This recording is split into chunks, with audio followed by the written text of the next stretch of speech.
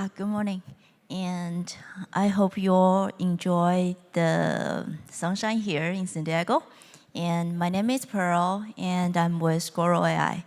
So welcome to the session.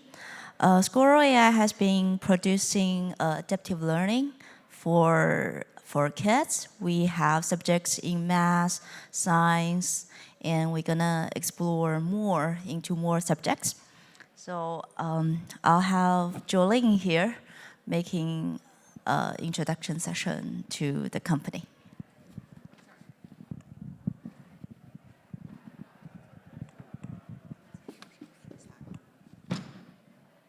Hi, everyone. It's a very freestyle today's session. So, it's called Chat with Scoro AI. So anyone who is interested would like to have a chat. So the first half of the session, I will do some introduction about the company, the product, the technology, and business model that we are doing. And then the second half, if anyone has any questions, feel free to ask. So it's really, really freestyle. So as Per mentioned, Scoro AI Learning is the name of the company. So basically we use AI adaptive learning from 9 years ago. And then we adapt large model into the system. So currently our new platform is called LAM, which is large adaptive model. So that's the engine we have. And then on top of the engine, we have the contents building and then provide hardware. So the hardware we will show later. There's another slide showing it's kind of ecosystem of all different types of the hardware. The main one will be the smart learning tablet. And then with the smart learning tablet is our product, and then we sell to the distributors, and then distributors will sell to the customers. So basically we are not in-school program, so we are additional learning system for the market. And more important is the whole LAM system is student self-directed learning, which means no human teacher needs to be teaching or interacting with the learning contents itself. But the roles of the teachers have been changed in our whole system, which is supervising and doing data analyzing for the students, and then to help the students, the learning outcome. So I think the first page is I can actually just skip. Most of the people in this conference, everyone knows the difficulties at current traditional education, like the same speed in the classroom, but the students actually having different personalized learning needs. And also in some areas, it's the same situation in China, US, and anywhere around the world that we don't have we don't have superior teachers and well-educated teachers everywhere. Maybe New York, maybe San Diego, maybe LA, maybe Beijing, Shanghai, but not some rural areas and also other countries. And another thing is, most of the schools somewhere they teach students of the knowledge only, but the more important is the student need to be trained with ability, mode of thinking, their skills, not the knowledge only. So with the current difficulties in traditional education in the classroom, even though with online learning, we call them traditional learning already, it can't really customize each different student's learning needs. So with AI adaptive learning, that's why we started 9 years ago. And this year is actually our 10th year. So our goal was to change these current difficulties to help the students to find the personalized learning path. When we say personalized, I know everyone here is talking about personalized. It's really personalized. So for students in the classroom, and each of you will be learning your own learning path. Maybe you are in the same grade, your levels may be similar, but from the AI adaptive and large model system, we can find out each different you have different learning gaps, and then the system will recommend to you all the different learning contents and practices and problems, and not at the same level, even though you might be in the same grade. So that's what AI adaptive learning can bring to the students. So this is a page about our business model. And currently we have 2,000 national distributors in China. And we've helped over 60,000 public schools using the adaptive learning system. And accumulated, we have had 24 million students use our system. And for the intelligent devices, which is the smart learning tablet, we've got over 200,000 pieces already sold in the past year. And we were one of the top 50 fast-growing tech company that was researched by Deloitte. And also we were one of the 50 smartest company ranked by MIT Technology Review. That was a few years ago. And also one of the honor we had was awarded by UNESCO. We were one of the AI innovation companies in 2020, yeah. So this picture shows we've been giving speech and around the world's international conferences. And most important, we've got many papers published in AI academic conferences and AI educational conferences. And now we have over 50 papers, and we are writing another 50. So next year, we're going to have over 100 papers published. It's all about AI adaptive with large model research. And also we had a few joint labs. So in 2019, I remember, so we had joint lab with Carnegie Mellon University. And in 2015, we started working with Stanford Research Institute, and also one of the China's Academy joint lab. And this is something we were really proud of. From 2019, we started we found a Scoro AI award with Triple AI and Euro AI. So that award was announced to the scientists who can bring out the technology and the products that will benefit for our humanity. So that award was $100 million a year. And also we were one of the Stanford MBA case study. So let me introduce a little bit about our engine. So this is the engine about adaptive, not adaptive with large model. So we've got 3 layers. So this is the first layer. So on the first layer of the adaptive engine, we have the goals. And the goals will be dynamically changed for the students.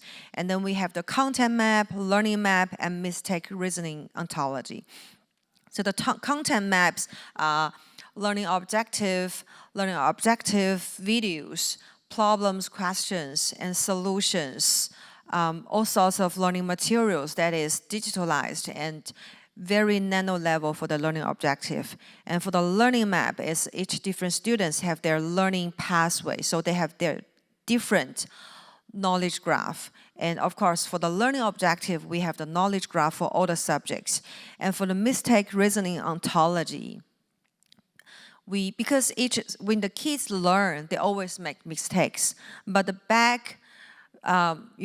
background reason of why they make mistakes are totally different. For example, the answer A is correct, and B, C, D, they are all wrong answers. So when I answer B and you answer B, so the reasons will be different because our knowledge graph, our knowledge state are different. So the reasons are different.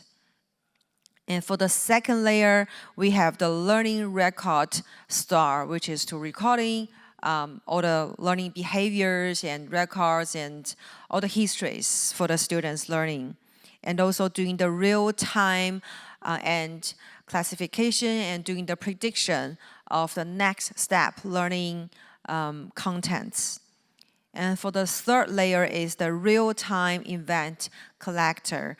So here we are collecting not only right or wrong or learning speed, and also the multimodal behavior that is generated from the real human, the real students. So that is kind of interaction, receiving the data and transfer to the second layer. And here is the large adaptive model. So after like 1.5 years ago, we started to do R&D in the large model. So when we say large model, it's not large language model because we have multimodal behavior analysis. So it's not only the language. And here is the framework of our LAM. So for the first layer, we can see is the application layer. And then the second layer will be the model layer. And the third layer will be the data layer. So for the application layers, we have the adaptive learning system, which I mentioned earlier. And also, the first one is basically the adaptive learning layers. I mentioned the 3 layers. And for the model layer, we have, this is the main one for our large adaptive model. So we have the multimodal education large language model, and also the knowledge graph for the learning objective for different subjects. And also when there are different subjects such as science, math, they have cross-subject knowledge components that can be related to each other. So not only within that subject, it could be cross subjects for the knowledge graph, and also the RAG and also the AI agents. So for the AI agents, we have different agents between the adaptive system and the large model system, because the agents can do kind of evaluation, recommendation, prediction, and that is very important. Otherwise, everyone knows that from large language models, there's always some confusions and wrong answers. And maybe for entertainment, for adults, that's fine. But for students learning, the results, the information that the system gives to the students need to be accurate. That is very important. And for the data layer, some of the part is from the adaptive system, which I mentioned, the learning map, the content map, and also the learning outcomes from the students learning across the whole system. And there's another one we call nano-level learning objective. I think there will be a page about the nano-level. And there's thousands of, we have had over 100 million learning behavior data in our system. And here is the engine for the agents. So we have different agents, which I mentioned early. Yeah, you can take a picture, and then I will go to next page. So this is the ontology of the learning map, learning goals, and content map, which is the first layer. So this is the one I just mentioned, the nano-level breakdown of the learning objective. We were actually, at that year, we were the first company who did really, really nano level. For example, if the normal numbers of the learning objective from subjects like Common Core in US and Common Core in China is like 300, and other companies would have broken them down from 300 to 3,000. And what we have done is from 3,000 to 30,000. So it goes to really, really nano level. So why do we go so nano level?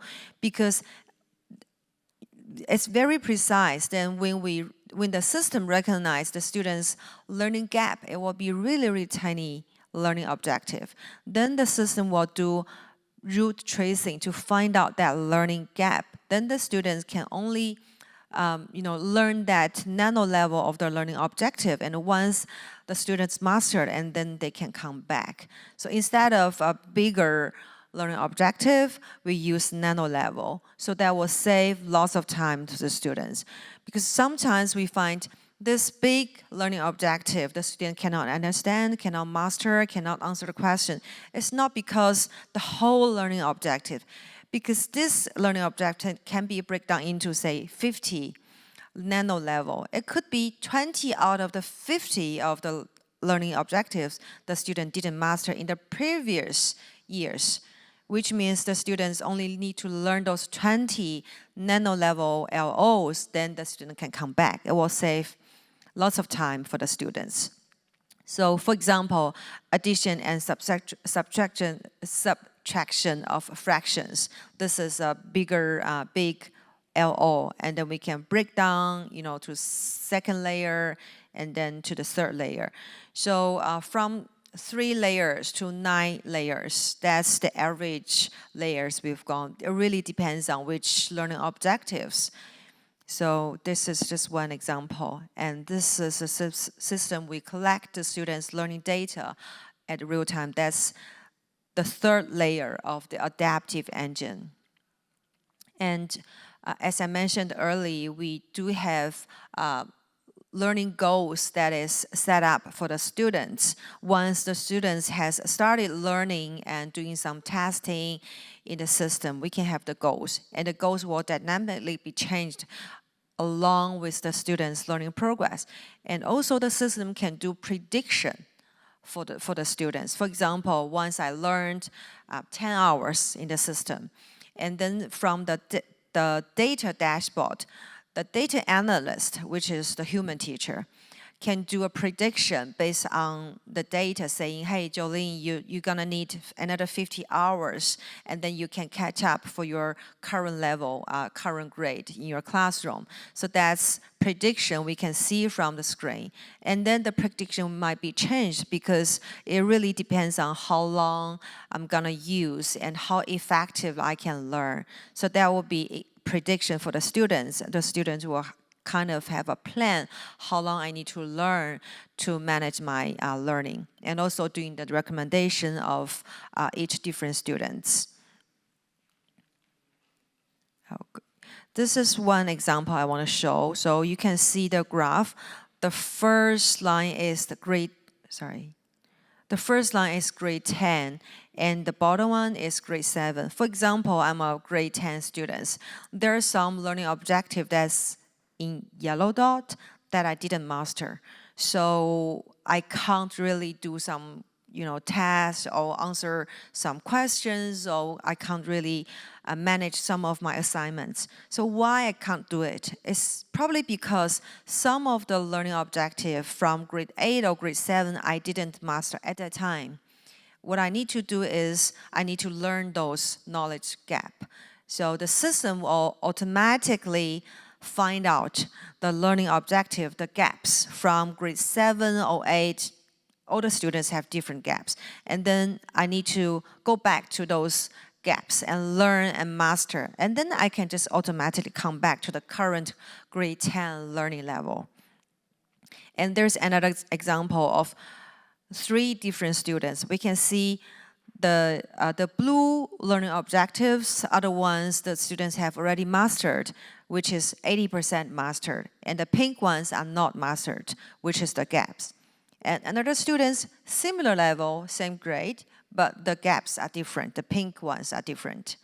And the third one, the pink one is totally different, which means we need to have all the students, even though in the same classroom, they should be learned differently. So our system is designed for students, not for teachers to teach. It's for students to learn. So they will be using the system, learn differently. And this is another element I mentioned at the very beginning. Traditional learning classroom, actually, especially in China and maybe some Asian countries, the students learn knowledge more than some skills from the classroom. So we have the system called MCM, which is mode of thinking, capacity, and methodology. So what we do is we divided those learning objectives from different careers for different MCM learning objective, or we call MCM elements. I won't go really details. And those MCM elements can be from language subject, can be from math, can be from physics, can be from biology. It can be from any subject. So we need to do the analysis of which subject can create those MCMs, and those MCM elements will have connections with the careers. So that's kind of connection for the students. You learn the knowledge, and also at the same time you learn the knowledge, you can train your MCMs, and those MCM elements will be useful for your future career. And this is the product we have. So in the middle is the smart learning devices, smart learning tablet, and we also have the pen and the speaker and so on. And sorry, this is the price. I just want to show what we have different types of the smart learning devices. And those are the functions for the learning tablet. So we have the adaptive with large model system in the learning tablet, but we also have other additional technology and applications that is useful, and even games for the students. It's a closed ecosystem in the learning tablet. So it's very safe and healthy for the students to use, and it's also very good for the parents to kind of have monitor, but without saying too much, but it's kind of monitoring, understand your young kids, what they have gone, which application they have used. And also another thing is they cannot go outside of the other websites that is restricted. And this is the service center we have in China, and how it looks like. We have the counters that to sell the products, and also we have the self-directed learning classroom for the students to learn. So this year we are entering US market, and we are designing the contents for math this year, and then next year for science and for other subjects. So what we need is we are building the contents first, and then build integrate those contents onto our large adaptive model engine, and then the products will be ready. And then we are going to expand our centers later on after the products is announced. Yeah. Okay. Thank you. Thank you very much. And maybe Pearl, you want to come here and answer some questions, if any? Yeah.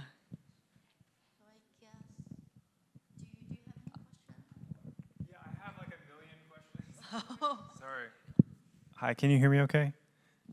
Can you hear me? Okay. So my name is Dylan, and I'm coming from the Atlanta area.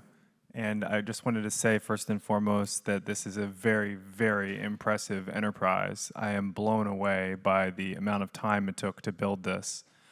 The second thing I'd like to say is you probably felt so lucky with changes in the AI landscape because you were in the perfect position to take advantage of this type of technology. So, wow, how fortunate. I have many questions for you, and I'll just go down the stack, and you can just take this microphone away from me whenever you're ready. Okay. So this is a question for either of you. That is, what is the primary LLM in your stack? Is it a custom fine-tuned LLM that you use for interaction with the student? That's part of it. Do you want to answer? Or okay, yeah, it's part of it. So yeah, I just turned to the LLM page. So it's very important that interaction with the students. So when we talk about interactions, there are different interactions. So one interaction is when the students is using the smart learning tablet to learn, it will generate many behavior, many data. That is not talking to the system interaction, is the students learning by themselves interaction. That's one interaction. And another interaction is in the system we have we call it AI virtual assistant, but that assistant is not to teach. The system is to answer the questions. For example, I've learned this learning objective. I will say, hey, assistant, I do have a question, why I got it wrong, right? And then assistant will tell you, oh, maybe because your prerequisite LO was not mastered, so you have to continue learning. Don't give up, you're gonna be good. It's more like emotional encouragement assistant with the student. So that's another interaction. The student really talk to the system. So for the conversation, that little bit of conversation, what is are you using an open source LLM for providing that communication, or are you at liberty to talk about it? Yeah, Are you using? it's not open source. We use OpenAI, of course, yeah. Okay, got Yeah, it. yeah. Okay, so you're using like API calls to ChatGPT 4 or Yes, or 3? but between that, there will be an AI agent Okay. between our system to OpenAI, yeah. So I have a question about AI agents. So how are you actually architecting the AI agent structure? Are you using something like AutoGen or Crew AI, or do you have your own system for creating these LLM-based agents? We don't have our own system for LLM because we are not, that kind of company, and that will requires lots of funds, money to train. So we just what we build is our AI agents. So that agents is kind of isolated from OpenAI system, but it's in between the LLM and with our adaptive system. So we do evaluation, classification, and many other functions. So that's what we do. So we don't have our own LLM. Okay. Yeah. So my next question has to do with how you use data from users to improve experience and improve the product over time. You are collecting a lot of behavioral data. Yeah. You're also collecting a lot of data over where students are making mistakes again and again. So how are you using the data that you ingest to improve the product and experience over time? Yeah, that's pretty deep questions from the tech side, from the AI side. So we have, let me show you this here. Where is it? The adaptive that is here. Yes, it's more like the second layer and the third layer here. So because sorry, here. Yeah. So we collect the data on the second layer. All the data comes into the system. And the algorithm will need to do calculations. So when we say calculations, for example, we capture the student's emotional facial expression. That's one data. If, for example, two students, right, and we all answer this question and correctly within 3 minutes, for example, but my facial recognition was kind of very happy and concentrate. And when Pearl was doing that, she was like so wander around. That's different data the system collect to analyze our different learning behavior. And also, the system will need to, based on the prerequisite previous learning history and learning behaviors, and also our different knowledge states of understanding the whole chapter of the learning objective. And there's relationships between each different learning objective and our learning history. So that could be one part. And also, for example, for math, when we answer some questions, the students need to write down the solutions, why, the step by steps. And we have a pad, so they can write on the pad, and then they will be captured as a picture. So even though we both answer that question correctly, but the solution pathway is different between us. The system will understand differently. So all sorts of feedback will be taken into concern, right? To analyze different students' knowledge states. And then for the next step of the learning, we're gonna have different learning content to be, recommended to us. Yeah. I think I can have some adds on here. First of all, we have two separate servers for the data for the Chinese students and here in US students. We're concerned about the data safety, and we follow all the rules for different countries.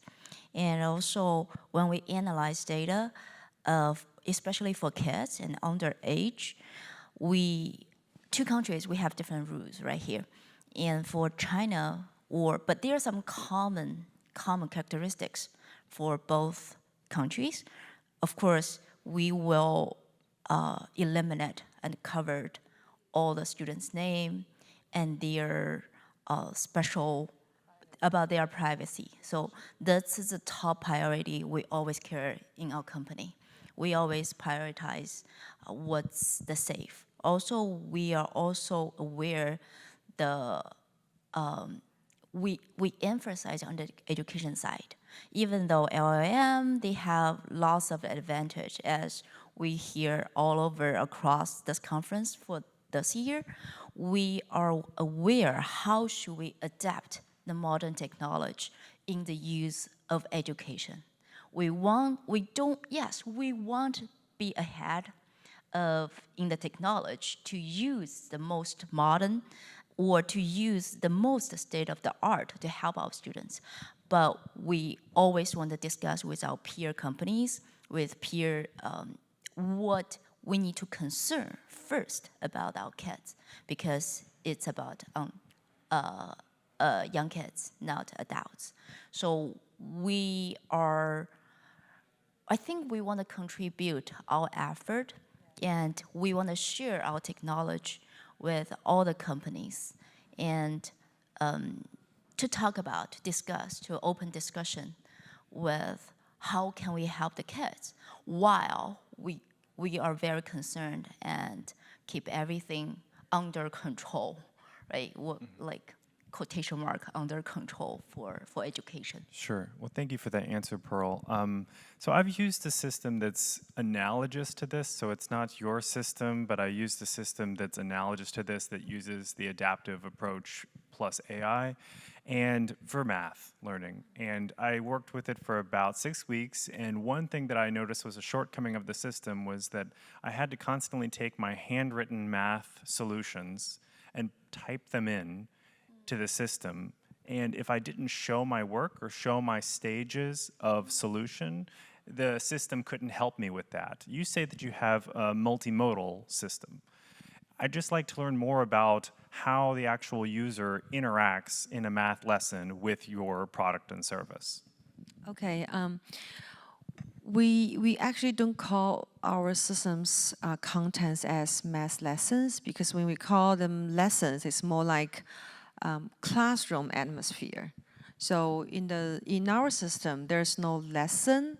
It's like, let me put it this way. So the students log into the system. First, what they need to do is kind of testing. The testing won't be so long. It could be like 10 to 30 questions. It really varies for different students, even if it's the same chapter. So after those little tests, the system will understand my knowledge state and what are the strengths, what I have already mastered, and what are my gaps. And then I might need to be going back to the previous learning objective to master, and then move step by step. So if for math subject, after the test, there will be some learning contents started to recommend to me. So we call that session is learning session. The learning session is I need to learn the previous gaps which I have.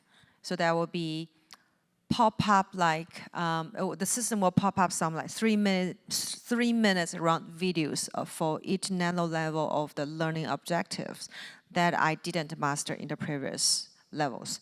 And then after this learning, maybe 20 minutes. And then the next step will be practices. Practice of answering some problems, questions, doing exercises. And then during that time, there will be some calculations or solutions that I need to write down. So we have another pad, which is digital pad. The students will just write on the pad, not on piece of paper. Because if on piece of paper, they will need to be retyped into the system.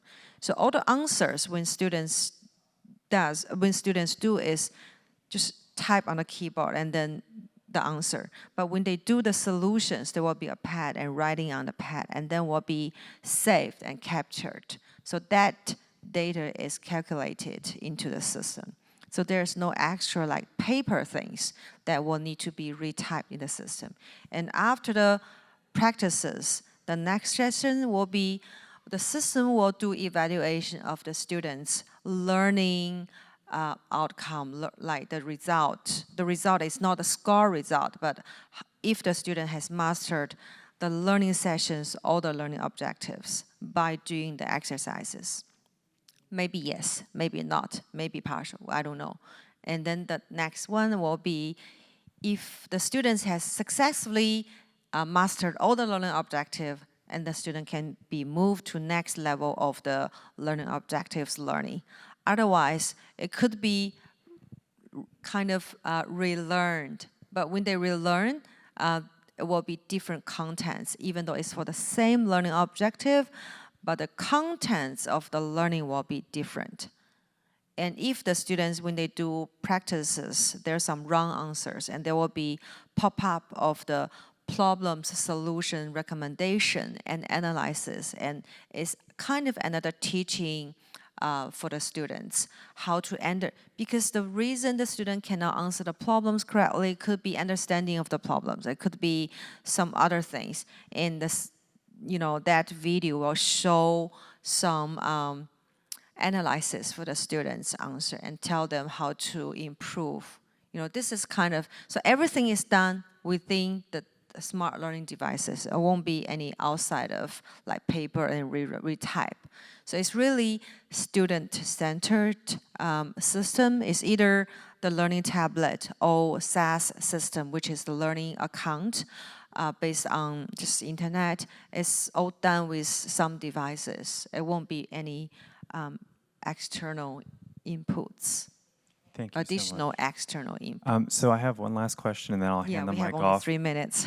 Yeah. Last question is, could you go into detail about the role of the physical centers? Okay, I'll try my best, 3 minutes. So in the physical centers, 2 functions. One function is the owner of the centers will sell devices, in China. Or if it's not hardware, it could be just a learning account. And another function is to supervising and doing data analyzing for the students who are in the centers doing their self-directed study. For example, we are in one classroom from different schools and different subjects and different age. We can just sit there in our own desk and learning by our own. And the teacher or the supervisor is somewhere else and monitoring us. And there's a dashboard for the supervisor, and the supervisor can monitor each different student's progress and learning. If there's any like alert, like Joleen is frustrating, or the supervisor can also monitor our facial recognition, right? What happens if any student has any concerns or problems or needs support? The supervisor will, come in and talk to me and maybe drag me to another classroom and have some encouragement. Or if you are all okay, and then after this like 1 hour, I need to go home, or I finish this session of the learning, the supervisor will have a talk with me. As Joleen, this is the report we've got generated from the system. I can see strengths, weaknesses, learning speed, blah, blah, blah. There's so many details about the report.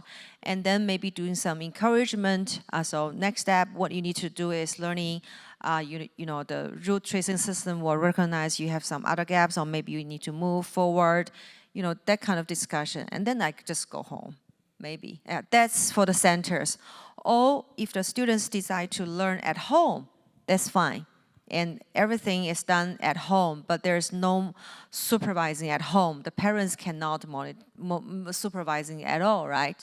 But what the supervisor can do is, you are learning from home, but I can also see the report and all the data and learning behavior from the system. I can call you, and we call it online supervising. It's after you study, I can call you and say, let's have a Zoom meeting. I found out some questions and good things about your learning, and then you can doing the same things through the Zoom meeting. So we call it online supervision. Sorry, 30 seconds left. Yeah, I think our session is almost there, but we have another session in the afternoon. So yeah, more than welcome to come back and drop by. We also want to talk to you. Like we like to ask for advice and suggestions from you as well. All right, thank you, everyone. Thank you.